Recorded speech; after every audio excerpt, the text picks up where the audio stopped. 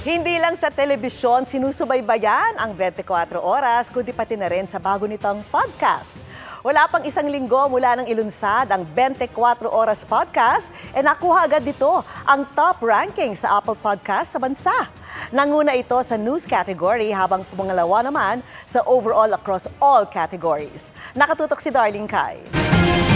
Mula sa GMA Network Center, ito ang 24 Oras. Wala pang isang linggo mula nang ilunsad, number 1 na ang 24 Oras Podcast sa news category ng Apple Podcasts sa Pilipinas. Number 2 naman ito across all categories. Inilunsad ang 24 Oras Podcast itong June 23 para pwede ring pakinggan ng 24 Oras at 24 Oras Weekend while on the go. Grateful at proud ang GMA Integrated News sa overwhelming response sa mga Pilipino sa 24 Oras Podcast. Ayon kay Senior Vice President at Head ng GMA Integrated News, Regional TV at Synergy, Oliver Victor B. Amoroso.